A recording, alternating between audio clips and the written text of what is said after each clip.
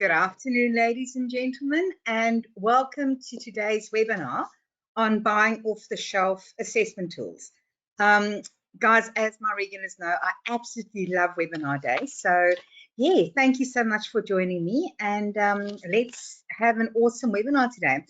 Before we start, for those of you that don't know me, my name is Alex Schroeder. I am a sanction management specialist. I'm also one of 2 forensic auditors within the vet sector. And guys, there's a lot of stuff that I do within the vet sector.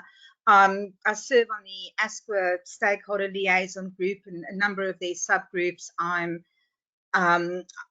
serve on the Arteca Queensland State Committee. I wrote the cert for an RTO compliance, diploma of RTO compliance management. I do a lot of professional development courses, webinars, etc. But you know what? I actually, instead of me sitting here and telling you all about myself, if you really, really want to know more, feel free to go and stalk me on LinkedIn. Guys, a bit of housekeeping for today.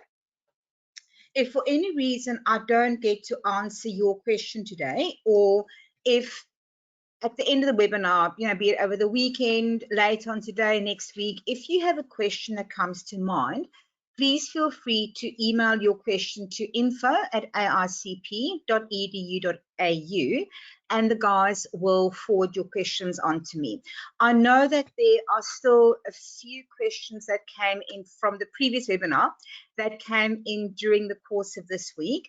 If I haven't responded to your question yet, I am putting aside this afternoon to go and catch up on all the unanswered questions. I don't think there's many. There might have been 3 or 4 that came in this week, but yeah, I will get back to you on your questions from the previous webinar.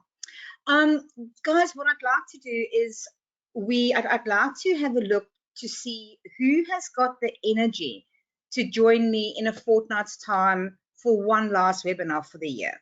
I'm talking about the 1st of December. Can you guys just raise your hands and just put a yes, I want another webinar in the chat, or nah, had enough for the year. Oh gosh, okay, yeses are coming in. It looks like, thank you everybody. It looks like, guys, we're going to do one last webinar in a fortnight's time on the 1st of December, and that will be the webinars for 2023. I must say, I'm sure like all of you guys, I am exhausted and very, very ready for the Christmas break. But like I said, we'll do one last webinar on the 1st of December, and then we'll restart the webinars in February, just after the end of January long weekend. We'll restart them in Feb. And for those of you that weren't here in the last 2 webinars, guys, I'd love to hear from you on what topics you'd like me to cover next year. As I've said before, for the last 2 years, I've been delivering webinars on topics that I think would be valuable to you guys. But now I'd really like to hear what it is that you'd like me to deliver on, or you'd like me to chat about. So drop an email to info@aicp.edu.au, and guys, just give me, 1 idea, 5 ideas, 7 ideas, a dozen ideas of what you'd like to me to chat with you guys about next year, and I will do my very best to see if I can accommodate that. Our trade and assessor webinars, they will also continue in February next year. For those of you that aren't aware, during last year and this year, I've been doing free webinars for trainers and assessors once a month, and that is there to help them maintain their compliance on clause 1.13 of the standards, which require all trainers and assessors to maintain their vet PD. So once again, the trainer and assessor free webinars will continue Feb next year as well. Guys, for those of you that aren't aware, ASQA has been really, really busy doing audits, doing regulatory observations of RTOs. They've been fairly active, and we see it in the audit reports that we get from RTOs who have not passed a regulatory audit. So I'm always advising RTOs to at all times be ASQA ready, because although ASQA has got a new approach in how to handle or how to deal with RTOs that need to return to compliance, the one thing you do not want is you do not really want to fail an ASQA audit. At the moment, ASQA is really focused on CRICOS colleges, ELICOS providers, providers from the CHC training package, as well as hospitality providers. Also, if your RTO offers the Diploma of Leadership and Management, be it CRICOS or domestic, please be aware that that qualification is still considered high risk by ASQA.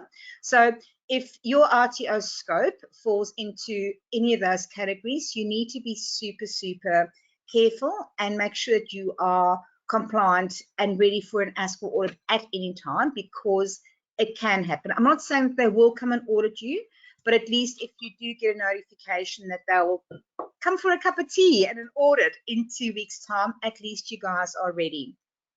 The best way to make sure that your RTO is at all times ASQA ready is, guys, do your internal audits. You know, doing internal audits is part of your self-assurance. Or should be part of your self-assurance and quality assurance compliance system. So do it.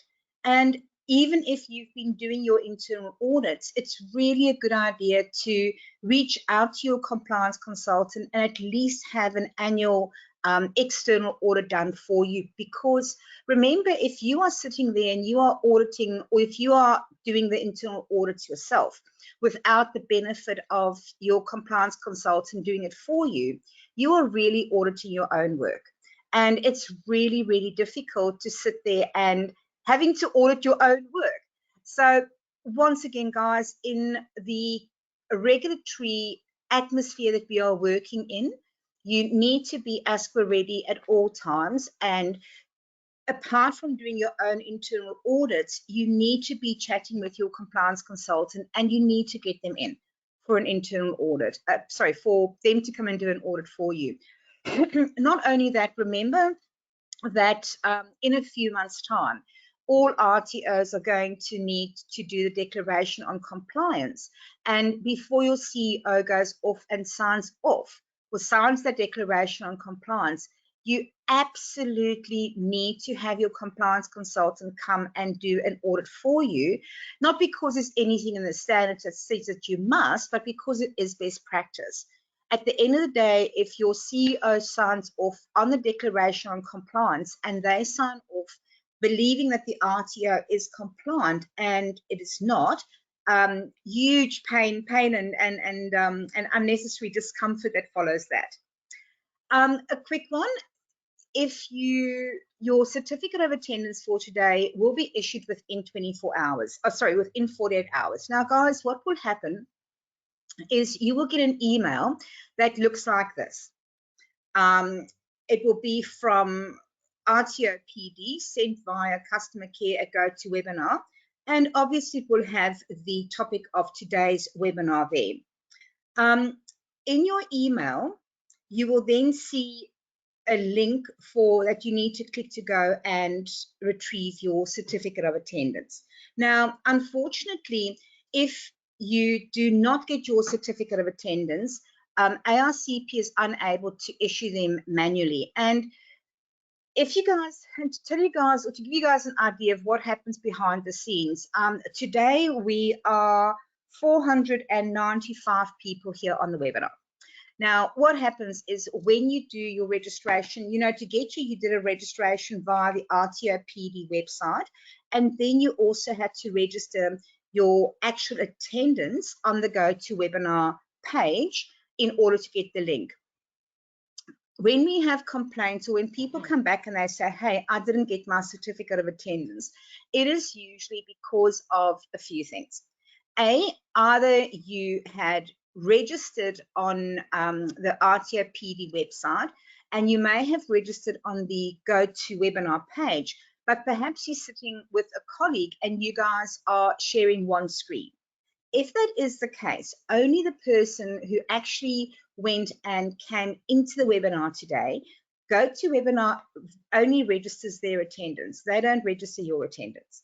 So if you have done that, or if you are currently sharing a screen with a colleague or a friend, then both of you will not get a PD certificate. Only the person whose email address was used to come into this webinar will get a certificate of attendance. Also, what will happen, or what often happens, is the certificate of attendance that is sent out may land up in your spam folder. We had an interesting situation after the last webinar where I think 3 people came through and said, don't have my certificate, etc., etc. We said to them, hey, go look in your spam folder. They came back 2 days later. They said, yep, found it. Sorry to have asked that question. So guys, if you don't get your certificate, please go look in your spam folder. It may also be that the certificate has been caught up in your RTO's service spam folder, or perhaps at some stage or the other, you actually went and blacklisted the RTO PD or the GoToWebinar email address, and in that case, you will not get your certificates of attendance until that email address has been whitelisted. But once again, if you don't get your certificate of attendance, unfortunately, it cannot be issued manually because, as I said, we're almost 500 people here today. And if somebody comes in and says, hey, I didn't receive my certificate, there's a whole process that then needs to be followed manually in order to check, you know, did you register, did you attend, how long were you in attendance for? Because what we also found out recently is that if you simply join the webinar and then walk away, or if you're actually not in attendance, GoTo has some kind of algorithm that will actually determine whether or not you were present and active in the webinar. And if you were not, it doesn't issue a certificate. So coming back to what I was saying, you know, with almost 500 people here, if we get somebody that says, hey, didn't get my certificate, it is such a labor-intense manual process to go and check all the different boxes before you can be issued a certificate of attendance that ARCP just doesn't have the time or the manpower to do it, especially for something like this, which is completely free of charge. With that, I think I've covered off all the housekeeping issues. So let us jump straight in. Guys, today we're looking at purchasing assessment tools off the shelf for your RTO. And specifically, we are looking at the requirements of clause 1.3 of the standards. We're also looking at common mistakes that we find in commercially produced assessment tools. We're going to be looking at RPL tools. We're going to be looking at 7 tools for quality assurance and the implementation of your assessment tools. And then, as with all of the, or almost all of the compliance webinars, we are also going to be looking at the consequences of having non-compliant assessment tools. So if we think about clause 1.3, clause 1.3 of the standard says that your RTO must at all times have valid assessment tools. And you need to have valid assessment tools to ensure that your students are able to, if they complete the assessments correctly, that they are able to adequately and sufficiently demonstrate that they have all the relevant skills and knowledge that is required by the training product. Now, if we have a look, and it's not only called clause 1.3, throughout the RTO standards, it is actually scattered about, and it is implied that your RTO must have valid and compliant assessment tools. Now, assessment tools come in, or assessment tools and methodologies come in a variety of different ways. It may be short answer questions. It may be project work. There may be work-based products. It may be observable assessment activities and so forth. However, at the end of the day, your assessment tools must always cover every single requirement of that training product. And when I say training product, I mean unit of competency. So in this instance, when we're speaking about a training product, I know a lot of RTOs look at and they say, well, a skill set is a training product and a full qualification is a training product. But in this instance, we are referring to single units of competencies as a training product. And don't forget your RPL tools, because the standards are very, very, very clear in that your RTO must have RPL tools for every single training product that you have on scope. And it doesn't matter whether or not you have students that don't ask for RPL. Your RTO must have RPL tools, and if you don't, you are going to fail a number of the clauses of the RTO standards. The only exception is that if your training product, i.e. if the unit of competency or the training package or the licensing requirements specifically and explicitly prohibits RPLing. And if it doesn't, guys, it's not negotiable. I am on one of the subcommittees of the ASPA Stakeholder Liaison Group on which I serve, is looking or looks specifically at RPLs and RPLing, or RPLs and RPL tools. And we actually had a meeting, I think it was Monday, Tuesday this week. It was within the last 4 days. And obviously, as a member of the SRG, I can't tell you guys what was discussed because it is confidential. What I can, however, tell you is ASPA is focusing, or one of their focuses at the moment is assessment tools and specifically also RPL tools. And once again, we keep on seeing that when RTOs come to us and say, hey, I've just failed my ASPA audit, can you please help us? When we then go through and analyze the ASPA auditor's findings, it's very, very seldom that an RTO's assessment tools and or RPL tools do not come up in the audit report. So let's have a look at buying commercially developed assessment tools. And guys, I know that buying a commercially developed assessment tools is a really, really easy way to do it, and I think there is great value in buying commercially developed assessment tools if you take precautions and if your RTO takes the necessary steps to ensure the validity of those assessment tools. Because at the end of the day, we all see commercial assessment tool developers who advertise their tools, and it's on their websites that their tools are compliant. Their tools are always compliant. Hey, we guarantee that our tools are compliant. But who's made that judgment that the tools are compliant? We often see that they say, oh, our tools have been, past ASPA audits. Okay. Or there's even some commercial developers that will make the very bold statement that their tools are ASPA approved.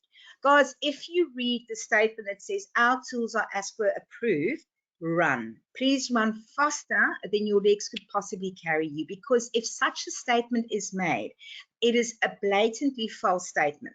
ASPA, as the regulator, does not sit there and they do not approve the tools of various tool developers. Another common statement that is often made is the tools have passed, 80 audits, 100 audits, insert number of audits. But where's the proof in that? Because at the end of the day, when commercial developers are selling their assessment tools, they're in sales mode. They are selling a product. And so often people make bold statements in order to help promote their product and in order to close sales in their product. But it's a case of you need to be absolutely sure that the statements that are made are actually verifiable if you are going to rely on that statements. And for one moment, I'm going to wear my lawyer's hat. There's a legal principle called puffery. And what it means is that the court recognizes that providers or that businesses need to be able to make statements that will entice people to go and buy their products. And that is called puffery. And what the law does say is that if you as the consumer, if you read a statement, or if you see a, or if a commercial developer in this instance makes statements, be it in writing or on their website in writing or verbally, that you need to be able to use, or you must use your own best judgment to decide, is this just mere puffery? Are they? And puffery is almost like, peacock. When the peacock sort of goes ahead and struts their stuff, they sort of puff out their chest. That is what puffery is all about. So the law says that if commercial, and we'll contextualize this to commercial assessment tool developers, the law says that if you read a statement by a commercial assessment developer that is obviously intended to make their products sound like the greatest, you need to also use your common sense. And you need to go and say, is the statement, is it accurate? Is it factual? And how can I rely upon the statement? Or is it something that they may be just saying to go, we're the best, come and deal with us? I hope that makes sense. Another statement that you always or almost always see from almost all commercial developers is, if you use our tools, or if our tools fail audit, we'll fix it. But guys, what those developers don't actually tell us is your tools, or the tools that you purchased from them, must fail a regulatory audit before they will fix them free of charge. And let's face it, by the time that those tools have failed a regulatory audit, it's too late, because the tools have failed audit. So once again, if you read any of these three statements or anything akin to it when looking at commercially developed assessment tools, please stop and ask yourself some really, really hard questions. And I'm not suggesting for one moment that when a commercial developer goes and makes these statements that they are necessarily and purposely lying or trying to deceive you. What I am saying is it's part of a sales strategy, and you as a potential consumer, or your RTO as a potential consumer, needs to be aware of it, so that you are not buying assessment tools believing that everything is hunky-dory, and then come audit time and you fail it, or your RTO fails audit. When I speak about commercial assessment tools, I often share a story of a client that came to us, probably, I think it must have been about 2018. And guys, I'm thinking carefully, because with COVID and everything else, time's sort of become a bit fluid for me. But I think they came to us around about 2018, and this was an RTO who specialized in a specific sector. They had an incredibly good reputation.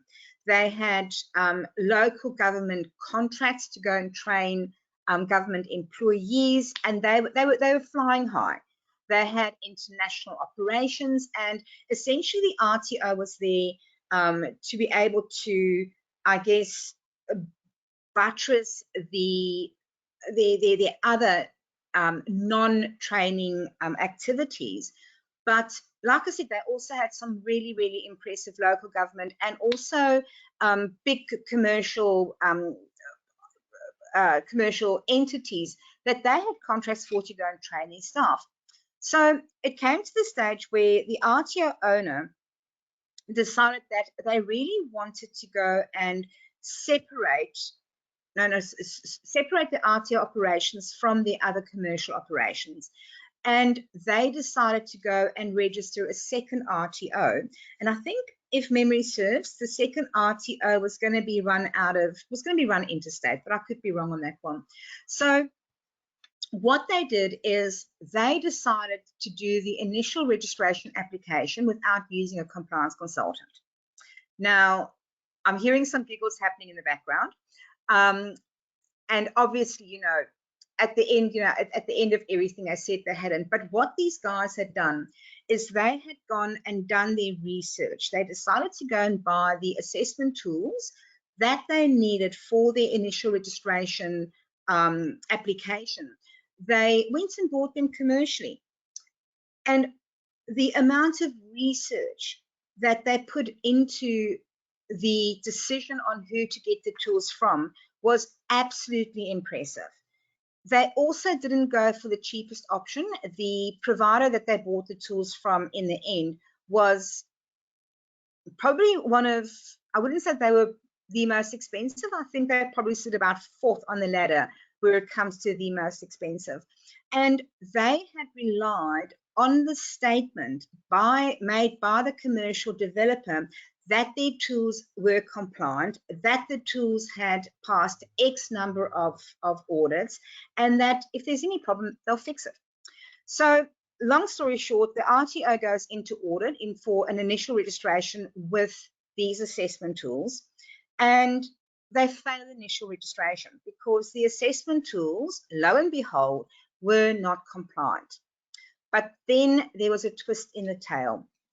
At that stage, ASQA looked at the initial registration application, tied it back to, hang on a second, the same person that is going for this initial registration currently owns the second RTO that's been operating for years.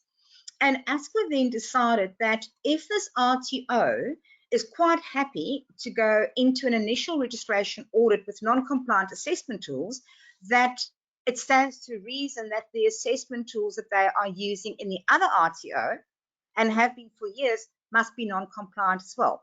And suddenly this RTO was slapped with sanctions. Now, I'm going to just put a disclaimer in here that this happened in the old ASQA, when ASQA was literally persecuting RTOs, not regulating us. However, this is what happened. Guys, long story very, very short. Obviously, they failed the initial registration.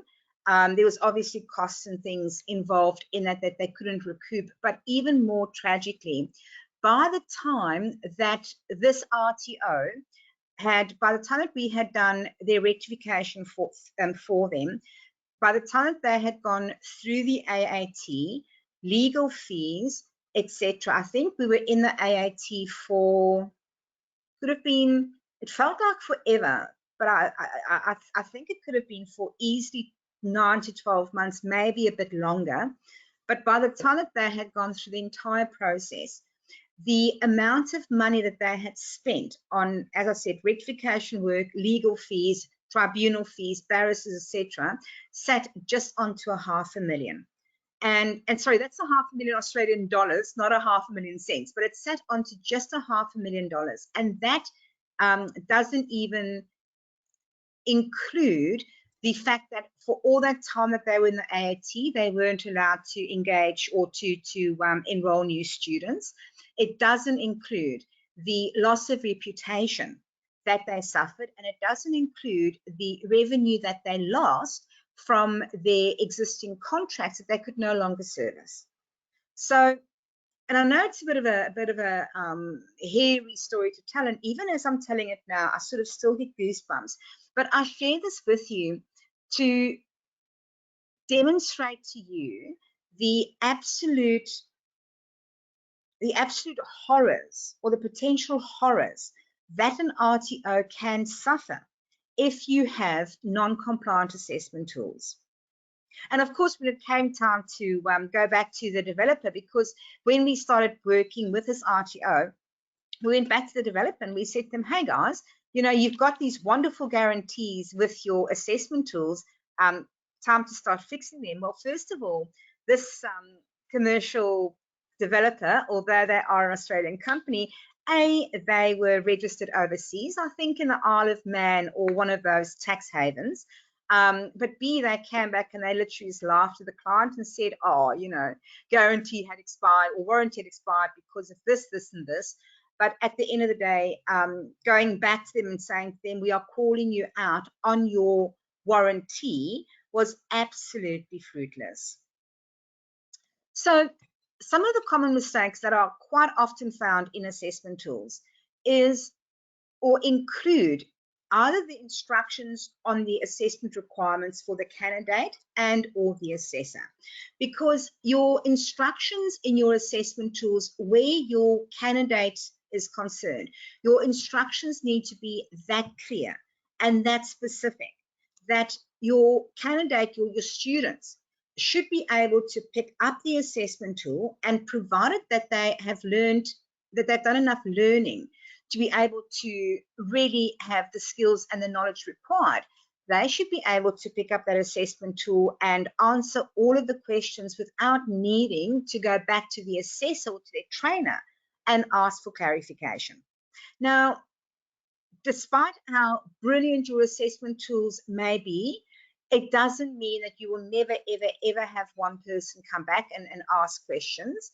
But if your assessment tools are written properly and if your instructions are clear as daylight, you will find that you might have 2 or 3% of your students come back and say, I don't understand this. And it's often a case of maybe they don't understand it because they are misreading the instructions, or perhaps they're not understanding it because they haven't quite done enough learning to be able to tie the assessment activity in with what they've learned. Similarly, your instructions to your assessors need to be absolutely dead on. They've got to be bang on. There's this old thing that, and I always say this, and for those of you guys that have come to all of my webinars, you would have heard this a million times, but your instructions to your assessors should be that clear that all of your assessors use exactly the same assessment methodologies.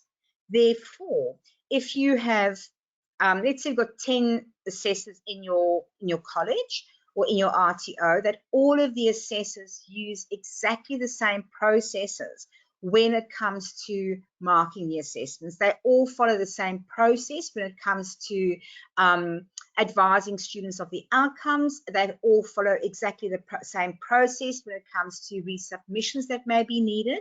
Guys, it's part of a consistent and constant process that your RTO needs to have. Another big thing, absolutely massive, is that assessment tools do not always cover every single PC, every single performance evidence requirement, knowledge evidence requirement, foundation skills, assessment requirements, etc. And you know when we see it so often is, you know, when we have these long convoluted PCs or performance evidence or even your knowledge evidence requirements where it says it must do this and this and this and this and this. If you have 4 or 5, or if you have a number of requirements in one PC or in one foundation skill or in one performance evidence requirement or in one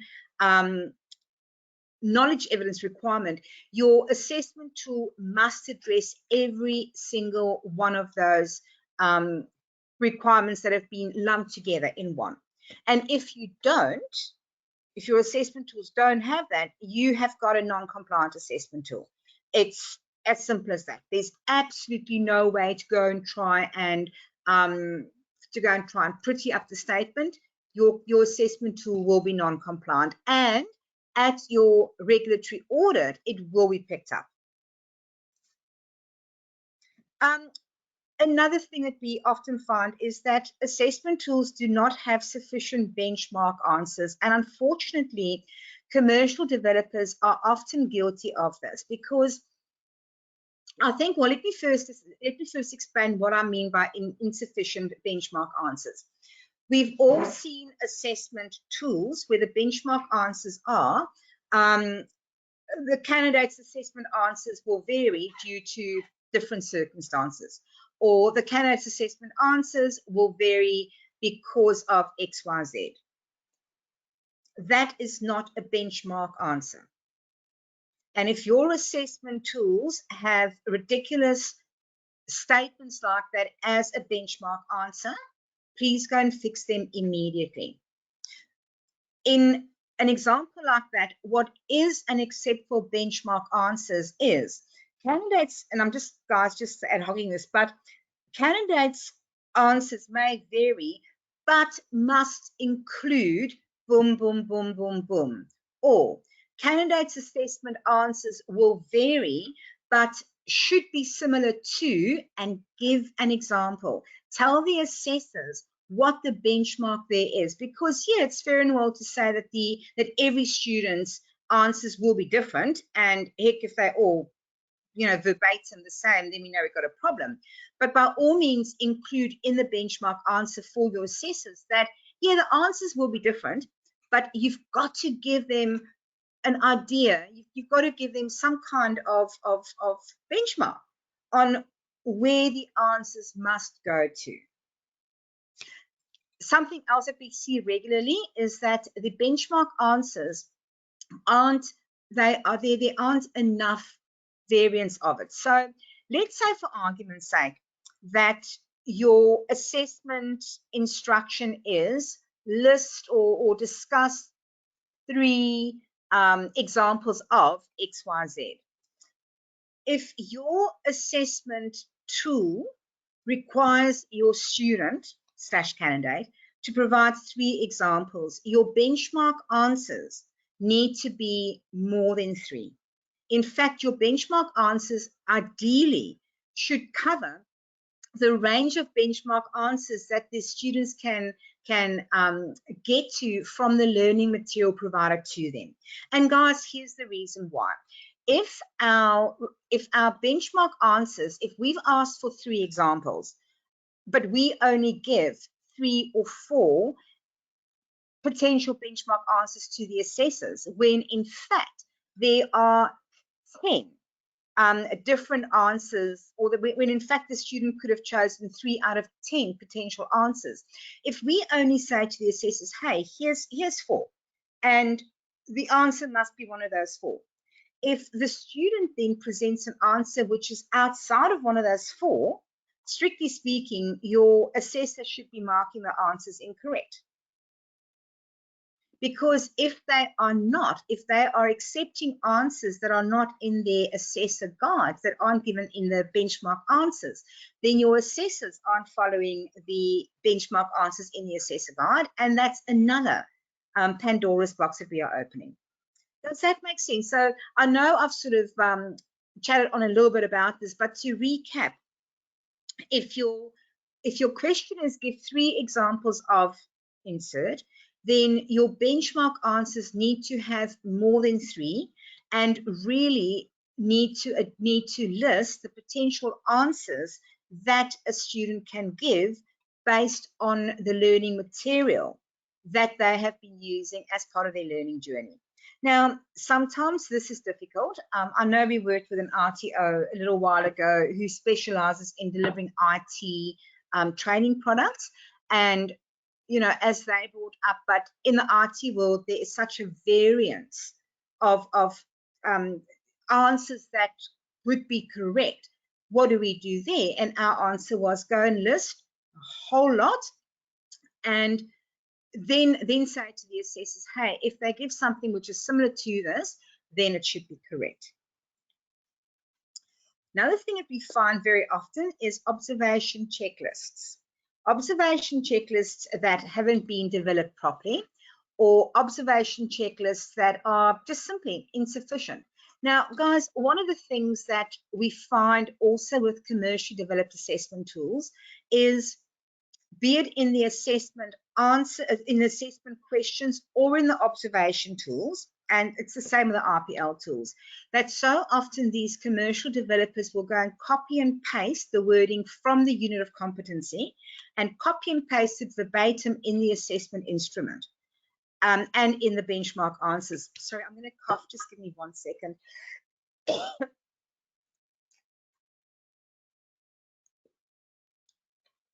To have your questions or your observation criteria copied verbatim from your unit of competency is an absolute no-no and is a guarantee that your assessment tools will fail audit. Now, I'm not going to spend time in telling you why that is so, because I think we've done a different webinar on how to ensure that your tools are compliant. But suffice to say, for the purpose of this webinar, that, like I said, if your assessment questions, especially your short answer questions, if they are verbatim from your training product, from your UOC, or if your observation checklist, if the information in that has been copied verbatim from the unit of competency, then you are not going to have compliant assessment tools.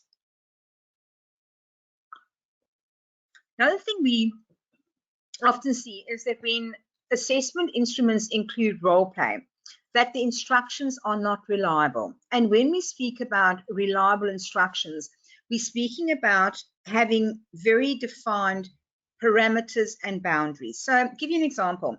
Let's say that your assessment tool, or you have an assessment activity where the student, right word is candidate, but I'll go student, where the student is supposed to go and conduct a meeting on a certain topic.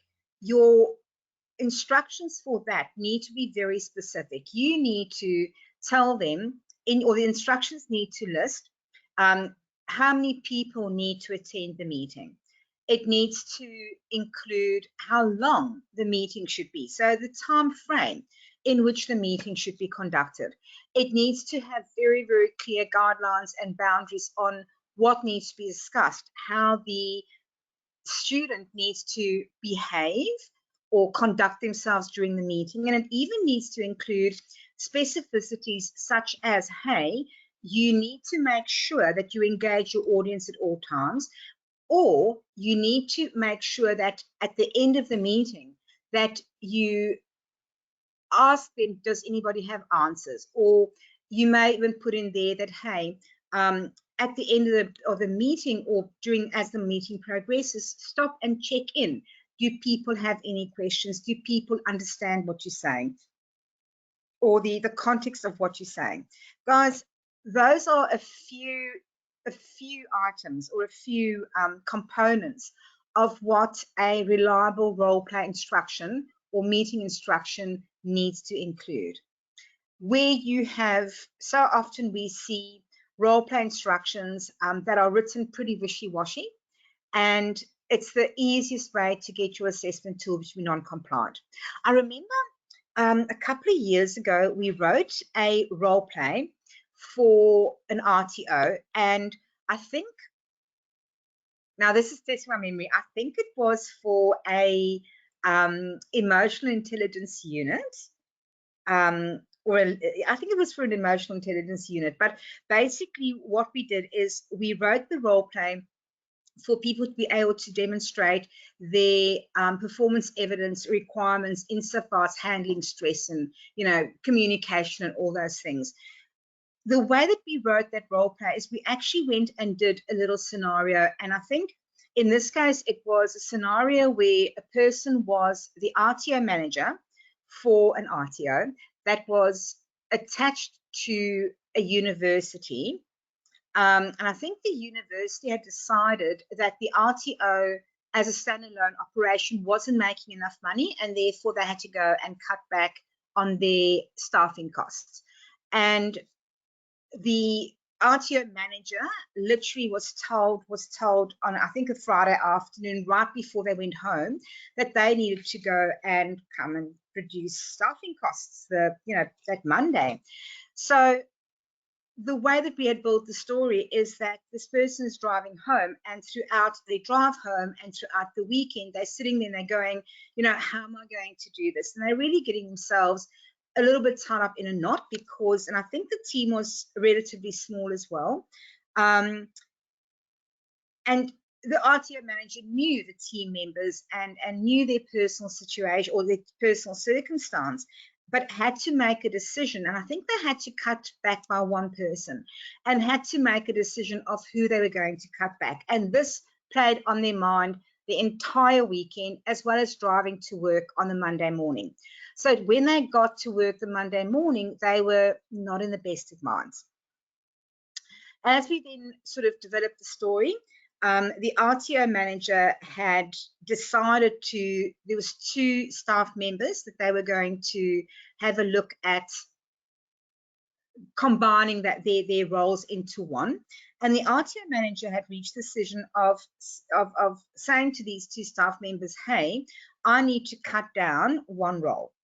We can either do it by taking 2 roles and combining them in one half or part-time roles each. So therefore, one person would work 5 days a fortnight and the other person would work the other 5 days a fortnight. Or I need to actually go and make somebody redundant. So that was the back-end story on that side. To make the role play effective, we then went and wrote scenarios for the 2 people that were going to role play this with the RTO manager. And we built backstories for them. And we said to them, hey, here is your backstory, and here is what you are going to discuss during this meeting. But here's also how we need you to react. And I'll never forget one of the people that one of the roles that we wrote the reaction for, we specifically said that we needed them to be a little bit obtuse, a little bit aggressive, a little bit unwilling to cooperate. And we said to them that they needed to act this way for X number of time during this meeting, and then in the end, they could then relent. So in essence, we were saying to them, hey, you need to be a bit of an a-hole. Oh, sorry guys, I have to say that you need to be a little bit of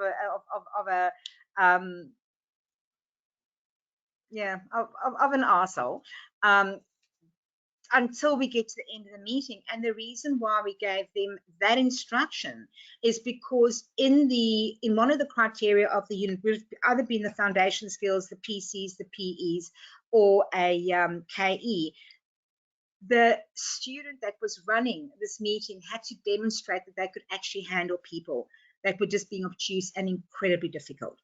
So guys, the reason why I've shared that with you is so that you can actually understand that when you go and write role plays, it's almost like going and writing a bit of a stage production, a very short stage production, but it's almost like writing a bit of a stage production. You need to give the student instructions on how they need to run or on how they need to conduct themselves during the role play.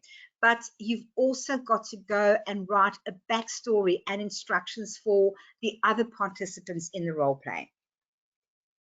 Oh, I can see some hands coming up, guys. I'm hoping that makes sense, but I can see that there are some questions. Happy to get to them at the end of the webinar. Having a look now at our RPL kits.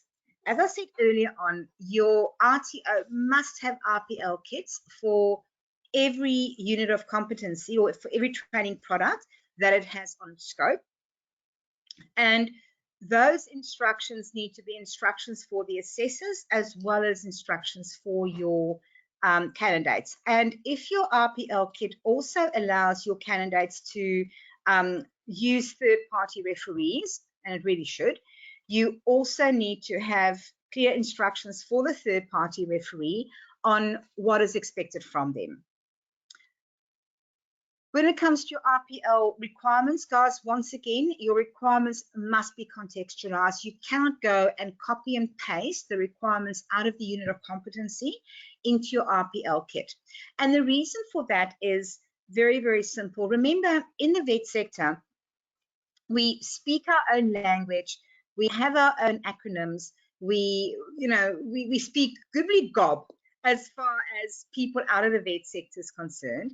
And because of that, also considering that our RPL instructions or RPL kits go out to students that aren't necessarily in the vet sector, the requirements in our RPL kits need to be done in plain English. We need to convert them from vet speak into English, because the people needing to follow those instructions probably don't know vet speak.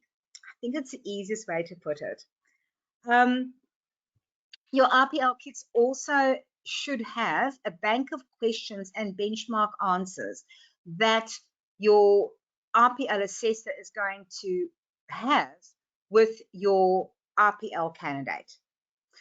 And remember that RPL assessment is, we need to make sure that we have sufficient evidence of their competence. So therefore, in your RPL kit, you need to be able to give both your assessors as well as the RPL candidate some kind of idea of what kind of evidence we'd be looking for. Guys, I'm just looking at the time, and I've been chatting beautifully for the last 50 minutes, but we are so almost out of time. So quickly go through the consequences of non-compliant assessment tools.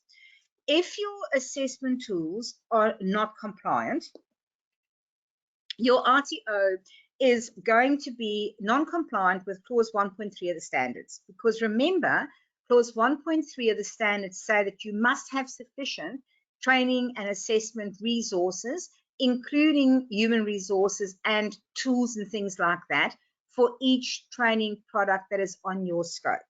It's not what you deliver, it is what is on your scope. Secondly, if you have non-compliant assessment tools, you will be non-compliant with clause 1.8 of the standards, which say that your assessments must be conducted following the rules of evidence and the principles of assessment.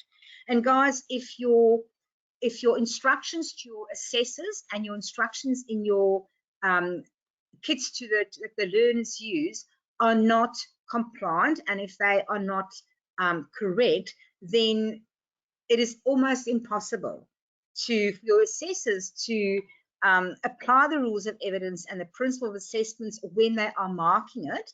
But also remember that in order for them to be able to apply, especially the rules of evidence, your tools must be compliant. It's almost like this. It's almost like this roundabout. It's almost like the snowball effect, that if you don't have compliant assessment tools, it just snowballs into a bigger and a bigger and a bigger problem. You could also be non-compliant with clause 1.9, which says that your RTO must validate your assessment materials. And guys, we've actually seen this in audit reports, especially audit reports over the past 10, 11 odd months, where ASCA is saying, hang on, if your assessment tools are non-compliant, how could your validation activities have been compliant? You guys see how the one sort of intertwines with the other? You will absolutely also be non-compliant of clause 2.1 of the standards, which says that your RTO must be compliant at all times. You are going to be non-compliant with clause 2.2 of the standards, because if you have non-compliant assessment tools, or if you don't have RPL tools, it means that the monitoring of your assessment practices to ensure that it is compliant has not been effective. You could potentially be non-compliant with clause 7.5 of the standards, which is a data provision of governance. Because remember, when we do our data provision reporting, we are essentially saying, hey, you know, these and these and these areas in our RTO operations is compliant. But if you don't have compliant assessment tools, then it becomes like a house of cards that just falls down. You will absolutely be non-compliant with clause 8.4 of the standards, which is the completion of the declaration of compliance. Or let me rephrase that. If you have non-compliant assessment tools and you are not aware of it, and or your CEO is blissfully unaware of it, and they complete the declaration on compliance that says that the RTO is compliant, your RTO will be non-compliant with clause 8.4. It was very interesting at the compliance conference in Brisbane in, I think it was July. We had, it was so good. We had four people from ASQA at the compliance, and somebody on the actual conference day asked one of the senior regulatory managers, they asked him, what happens to the declaration of compliance that RTOs complete? You know, what does ASQA do with it? And Anthony Barkey, it was the most brilliant answer possible, because most of us do wonder that. But Anthony said what happens is ASQA doesn't go through every DOC that is submitted. What they do, however, is if your RTO, or when your RTO is audited and they have found non-compliances, they will then go and look at the declaration on compliance, the latest declaration on compliance that your CEO signed. And if your CEO said that the RTO was compliant across all operations, and ASQA then find non-compliances, then they hit you with a non-compliance of clause 8.4. But not only that, remember that RTOs are absolutely obligated to be truthful and honest with ASQA at all times. If your CEO has signed a declaration on compliance that says that your RTO was compliant throughout the previous year across all operations, and during audit it comes out that you did have non-compliances, if ASQA does go and pull the declaration on compliance and it has been signed off incorrectly by your CEO has also committed other offences which are not pleasant.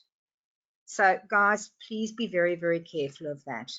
Clause 8.5, guys, once again, I'm so sorry, I'm watching it, I'm keeping an eye on the time. Clause 8.5 of the standard says that your RTO must at all times adhere to state, territory, and Commonwealth legislation.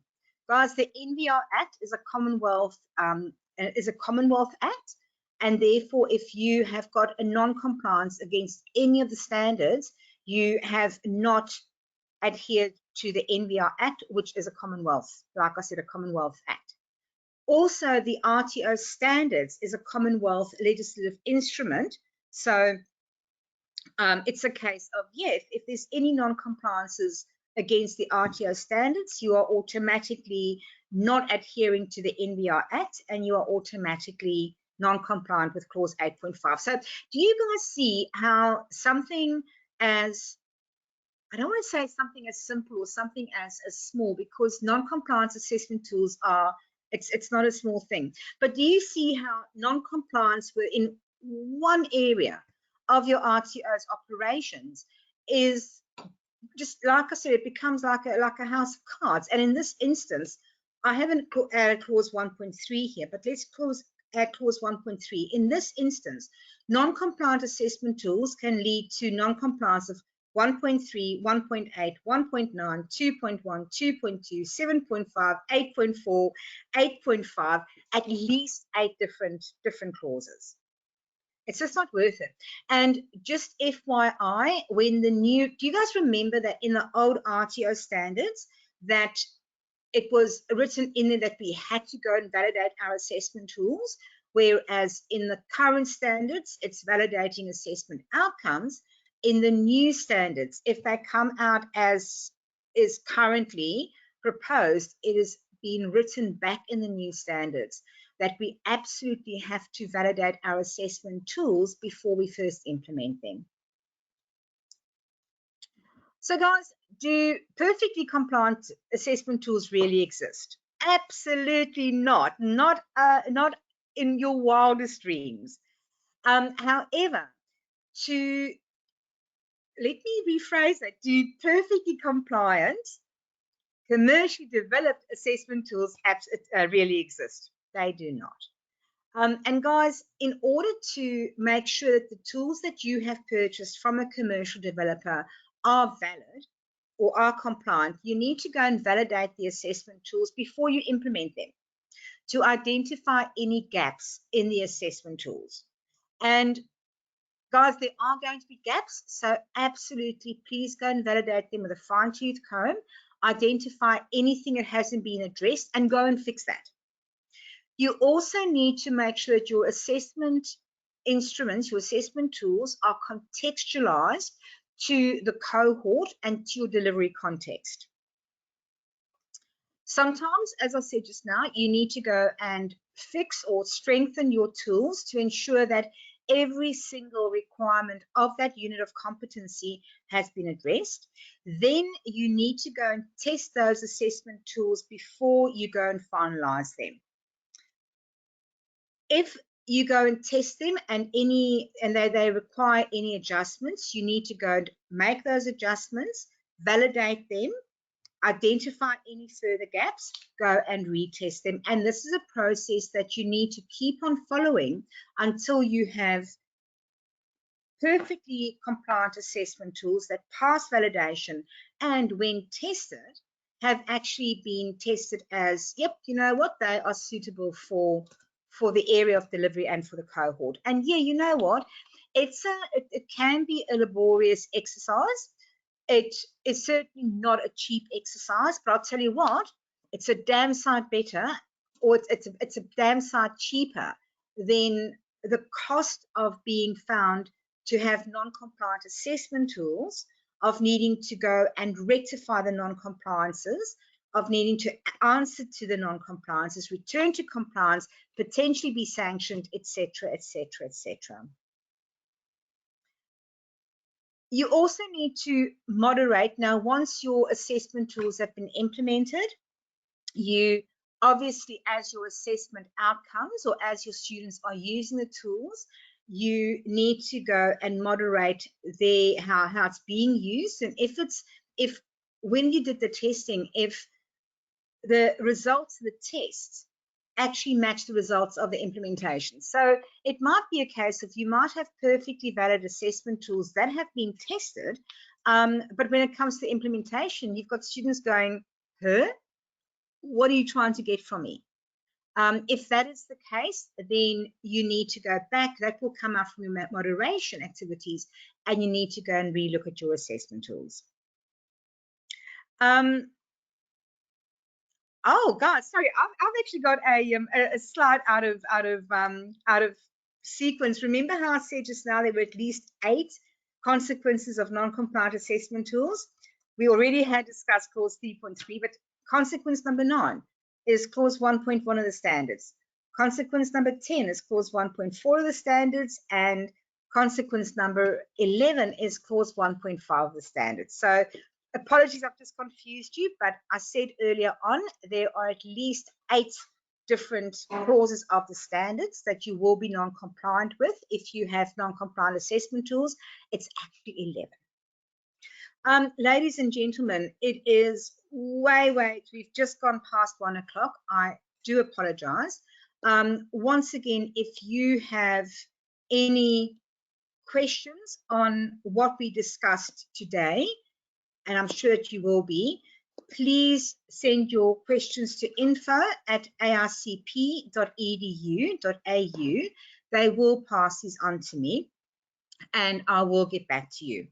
I've got a meeting that I'm dashing into in 24 minutes time. So I'm going to have a quick look. I'm going to spend about 10 minutes having a quick look at answers. And once again, I apologize. I will not get through all of the questions. My apologies in advance. But if I don't get your question, please just email. Let's have a look here.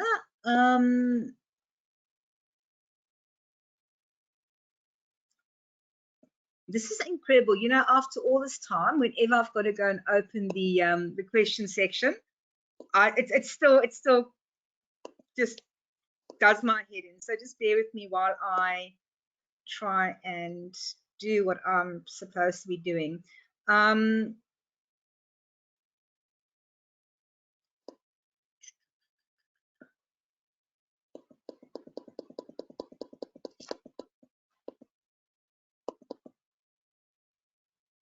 And guys, once again, just, you know, at the beginning of the webinar, I asked who's got the energy for for another webinar in a fortnight's time. I've had so many people go, yep, that we will definitely do our one more webinar before we end for the year.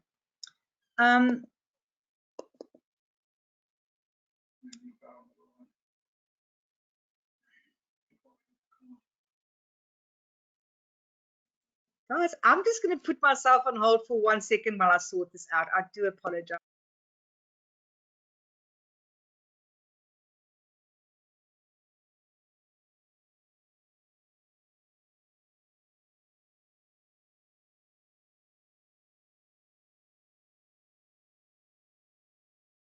Okay, guys, thank you for that. I think I have found the right button.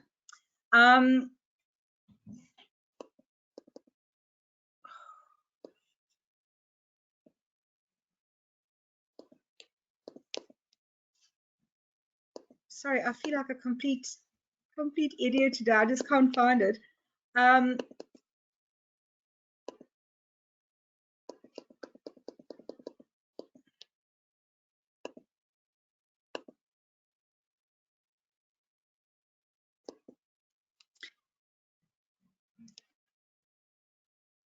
Okay, I'm finally getting there. I'm finally getting there. It looks like it.